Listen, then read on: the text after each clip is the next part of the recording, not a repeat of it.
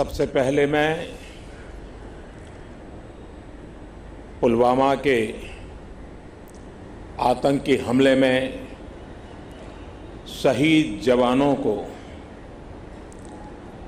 आदरपूर्वक श्रद्धांजलि अर्पित करता हूं। उन्होंने देश की सेवा करते हुए अपने प्राण न्योछावर किए हैं। दुख की इस घड़ी में मेरी और हर भारतीय की संवेदनाएं उनके परिवार के साथ है।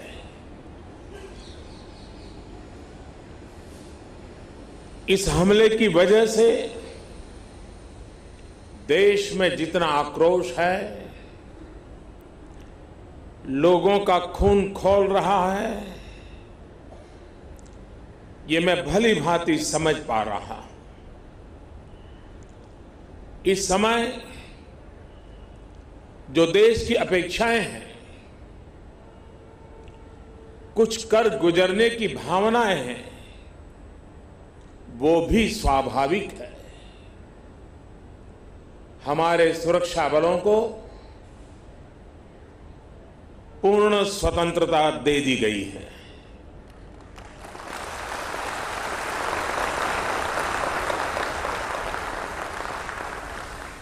हमें अपने सैनिकों के शौर्य पर, उनकी बहादुरी पर पूरा भरोसा है। मुझे पूरा भरोसा है कि देशभक्ति के रंग में रंगे लोग सही जानकारियां भी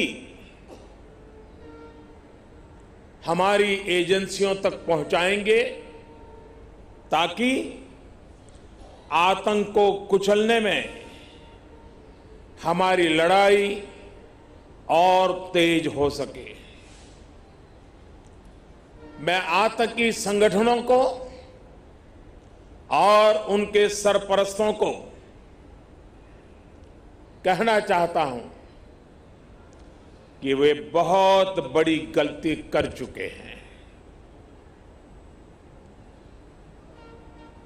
बहुत बड़ी कीमत उनको चुकानी पड़ेगी।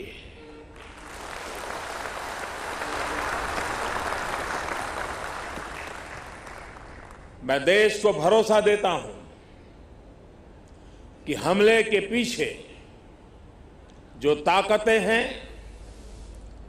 इस हमले के जो भी गुनहगार हैं, उन्हें उनके किए की सजा अवश्य मिलेगी।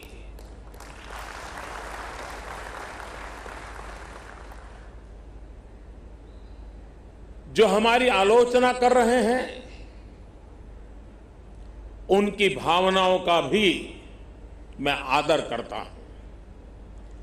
उनकी भावनाओं को मैं भी समझ पाता हूं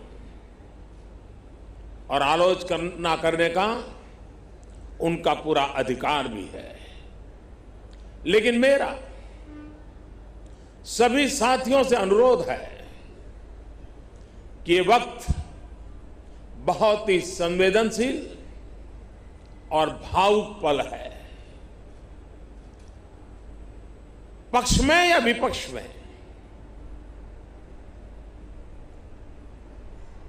हम सब राजनीतिक छींटाकशी से दूर रहें। इस हमले का देश एकजुट होकर के मुकाबला कर रहा है। देश एक साथ है, देश का एक ही स्वर है और यही विश्व में सुनाई देना चाहिए, क्योंकि लड़ाई हम जीतने के लिए लड़ रहे हैं।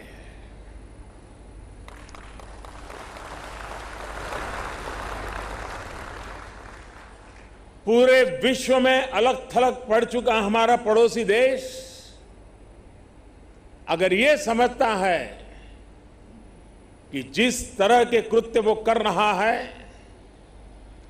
जिस तरह की साजिश रच रहा है, उससे भारत में अस्थिरता पैदा करने में सफल हो जाएगा तो वो ख्वाब हमेशा हमेशा के लिए छोड़ दे।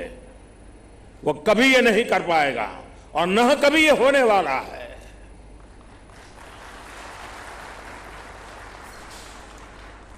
इस समय बड़ी आर्थिक बहाली के दौर से गुजर रहे हमारे पड़ोसी देश को यह भी लगता है वो ऐसी तबाही मचाकर भारत को बदहाल कर सकता है, उसके ये मंसूबे भी कभी पूरे होने वाले नहीं हैं।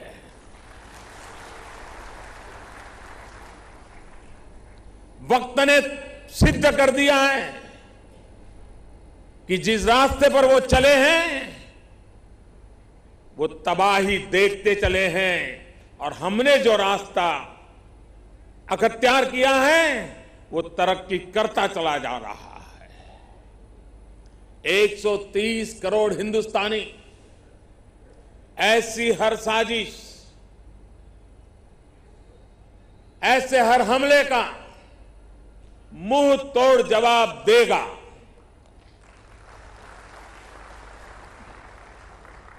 कई बड़ों देशों ने बहुत ही सख्त शब्दों में इस आतंकी हमले की निंदा की है और भारत के साथ खड़े होने की, भारत को समर्थन की भावना जताई है।